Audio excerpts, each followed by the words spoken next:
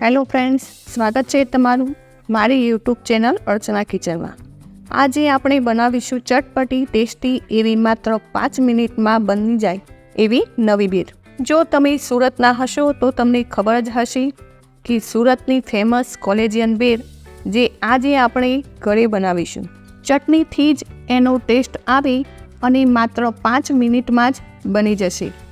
જો તમને મારી આ રેસિપીઓ ગમતી હોય તો હજુ સુધી મારી ચેનલને સબસ્ક્રાઈબ ન કરી હોય તો સબસ્ક્રાઈબ કરજો અને બાજુમાં આપેલ ઘંટી બટનને દબાવજો એટલે નવી વિડીયોની નોટિફિકેશન મળતી રહે। તો ચાલો બનાવીએ સુરતની ફેમસ કોલેજિયન ભેળ। તો તેના માટે સૌપ્રથમ આપણે ચટણી બનાવી લઈશું, જેના માટે મેં અહીં એક મિક્સર જાર લીધું છે। ચટણી બનાવવા માટે 3 થી 4 નંગ જેટલા લીલા મીડિયમ મરચાં લેવાના છે, એક મોટો ટુકડો આદુનો અને સાથે જ ખૂબ જ સારા પ્રમાણમાં લીલા ધાણા સારી રીતે સાફ કરીને મિક્સર જારમાં એડ કરવાના છે। ત્યારબાદ 2 ટેબલસ્પૂન જેટલા ખારી સિંગના દાણા લીધા છે।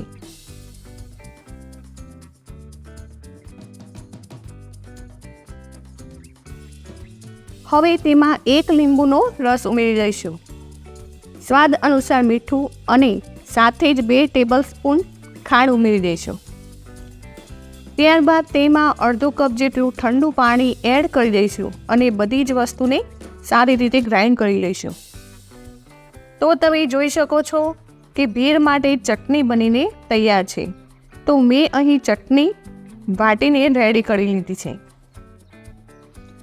હવે આપણે એક વાડકીમાં 3 ટેબલસ્પૂન જેટલું ગરમ પાણી લઈશું અને એમાં આપણે 2 ટેબલસ્પૂન જેટલી ખાંડ ઉમેરી લઈશું અને સારી રીતે મિક્સ કરીને બધી જ ખાંડ ઓગળી ન જાય ત્યાં સુધી તેને મિક્સ કરશું। ગળપણ માટે આપણે ભેળમાં આ ખાંડના પાણીનો જ ઉપયોગ કરીશું। તો મિત્રો, હવે 2 થી 3 મિનિટમાં જ આપણી ભેળ બનીને તૈયાર થઈ જશે।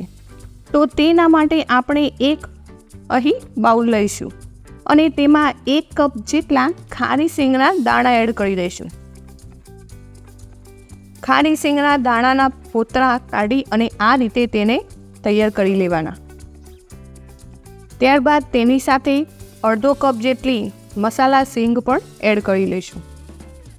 ત્યારબાદ તેમાં આપણે 3 કપ જેટલા મમરા એડ કરી દઈશું।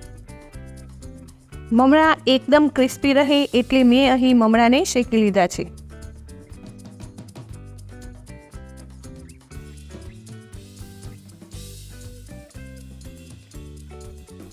ત્યારબાદ એક ઝીણી ડુંગળી ઝીણી ચોપ કરીને એડ કરી દઈશું।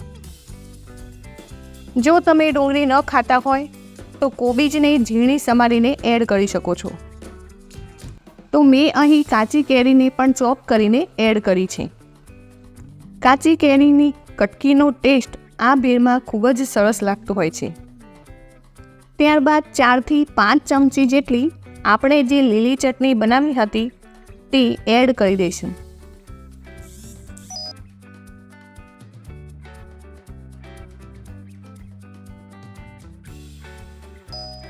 અને સાથે જ ગળપણ માટે જે આપણે ખાંડવાળું પાણી રેડી કર્યું હતું તે આપણે 2 થી 3 ટેબલસ્પૂન જેટલું ઉમેરી દઈશું અને સાથે જ અડધા લીંબુનો રસ પણ નીચોવી દઈશું અને સાથે જ 2 થી 3 ચપટી જેટલું મીઠું એડ કરી દઈશું।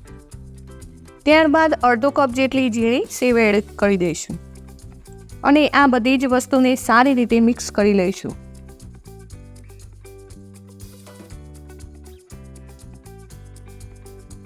જો તમારી પાસે ઝીણી સેવ ન હોય તો જાડી સેવનો પણ ઉપયોગ કરી શકો છો।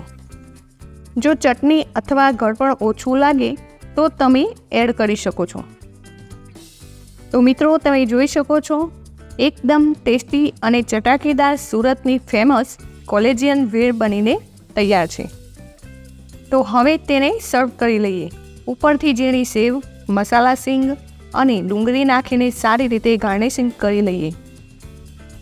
તો મિત્રો, તમને મારી આજની આ રેસિપી ગમી હોય તો કોમેન્ટ કરીને જરૂરથી કહેશો અને હા, જો તમને આ વિડીયો ગમી હોય તો વિડીયોને લાઈક કરજો, શેર કરજો અને સબસ્ક્રાઈબ કરજો।